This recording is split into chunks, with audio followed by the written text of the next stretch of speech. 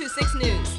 Here I am with Denise Froman, and I'm your host, Nuela Cabral. Tonight, we have breaking news from the Young, Black, and Fabulous website.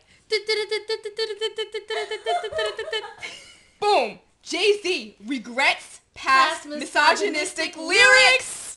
What? Alright, we're anxious to read it. Here we go. Wow. As the release date of his new book, Decoded, approaches, Jay-Z had some interesting things to say about reflecting on his past lyrics and how he rapped about women. Find out how his thinking has shifted inside. While working on his new book, Decoded, in which the lyrics to his songs are printed out and explained, Jay-Z admits he regrets his songs that didn't present women or his opinion of them in the best light. Some lyrics really become profound when you see them in writing. Not Big Pimpin', that's the exception. It's like, I can't believe I said that, and kept saying it. What kind of animal would say this sort of thing? Reading it is really harsh. Reading it is really harsh. Jigga man. Interesting word choice. Okay. That's an interesting sentence right there, Noella. Why don't you take that one? All right. The lyrics to that track mainly talked about him having women sexually available to him at all times. Something he has abandoned since marrying Beyonce in 2008. In an interview with the Wall Street Journal, Jay-Z said... This is what he said? This is what he said. You go ahead. Jigga? You know what I'm saying? We have to find a way. we have to find our way back to true emotion. This is going to sound so sappy, but love is the only thing that stands the test of time. The Misogynistic of Lauryn Hill was about love. Andre 3000, The Love Below. Even NWA at its core. That was about love. Love for the neighborhood. I see his point. He also said that he'd like to hear more about the real challenges facing people today, like the housing crisis and unemployment. Remember the time before gangster rap? Write about them then, Jay-Z. I know, right? We got some. The newscast is still going on. Let him finish, please, ladies. We're gonna get to you in a second. Remember the time before gangster rap when Public Enemy was the CNN for black people? Word. That's what Jay's talking about.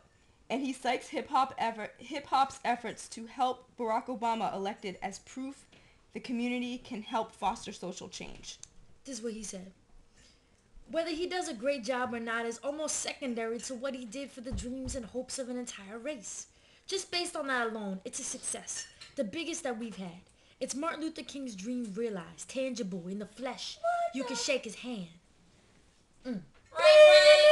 Caller. Yeah. My name is Hadi. I'm a teacher from Philly, and I think this is some bullshit. Why do you think this is some, quote-unquote bullshit? Well, first off, he just doing this for PR for his book. He don't really mean it. Are you still there? Miss Froman, we have another caller on the line. We've lost her. I ran out of minutes. We've lost her. We have another caller, you said? We do, on line 3. My whole thing is like, we'll see what he comes out with next, because I kind of do feel like it's a publicity stunt. It's publicity stunt. And you know, in his album, which one was it? American Gangster, I think. And like, let's be real. I like Jay-Z too, okay? But, I mean, he's talented. Homeboy's talented. He really is. But in one of his songs, he was talking about how he wished he could be like Talib Kweli. You know, he wished he could rap. He wished that he could rap like Talib Kweli. And he was like, I would be Talib Kweli.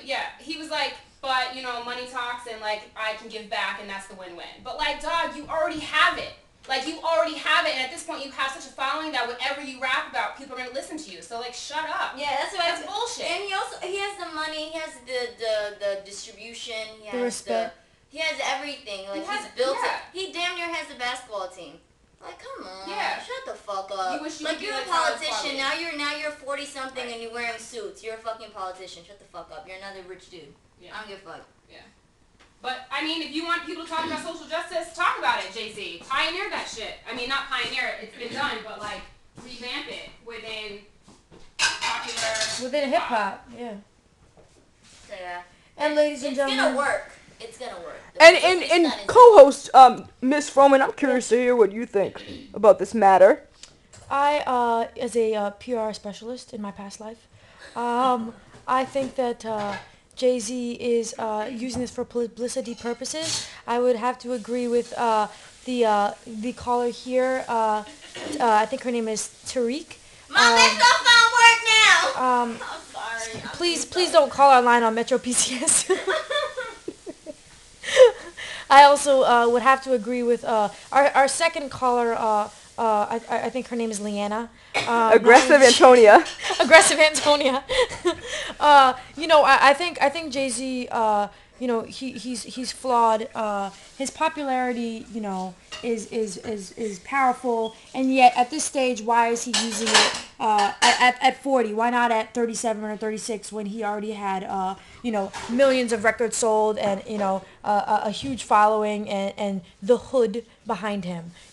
So I don't understand why now, other than the fact that he has a new book out dropping called Decoded, which I'm sure he would want me to plug.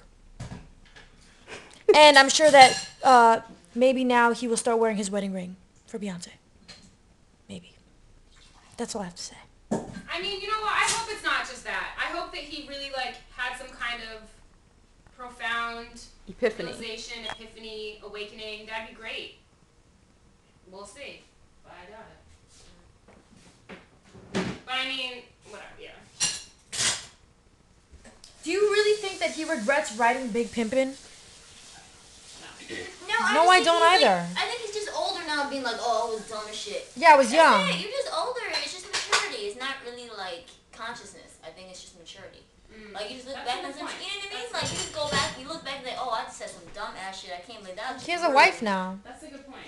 That's a very good point. All of a sudden, well, I'm curious. Astute observation. I'm curious to find out how far he's going to take this. Is this just going to be now about his music, or is he actually going to try to be a voice, and try to put out there or influence other young rappers and let them know, misogynistic lyrics are whack? And you know what the answer to that is? Hell to the nah. I don't think so. He's a really good lyricist, and I think that book is good, and I think it's very smart of him to come out with that book. And I think it will do good things for rap artists, but in a different way. Not in terms of misogyny, but in terms of appreciating the lyricism that goes behind rap and behind the stringing together words. He's really good at that. He puts words together really well. He does enjambment. He does all these poetic whatever devices. And I think in terms of that, it'll be good for rap. But in terms of actual misogyny, I don't think it'll do anything. He's you don't see him getting behind female MCs. You know what I'm saying? He doesn't care. He has a wife and he's matured, and I think Tariq, you're right. I think that's the extent of it. You know what I mean? And he's dropping a new book where he's coming to all these realizations and breaking down his lyrics and looking at actually what he wrote. Beyonce's probably sitting in the room homie, I understand getting money, but let me upgrade you. That's what she's saying. She basically just said that, and then that was number one. But I mean, she fully participates in that too. Yeah. Hell yeah. And has talk about that. So yeah, I don't think it's Beyonce necessarily. Yeah, because she even says I'll be number 2 to your number 1. That's what that song is about. I think she's still playing the game too. That's why her and Jay work well together, because they're both superstars and they both understand the industry. And I guess if you want to be at the top, you have to play the game. If you're trying to, change the game, the people who are changing the game is Jean Grey, Talib Kweli. I totally get you have to get paid, but it's to what extent?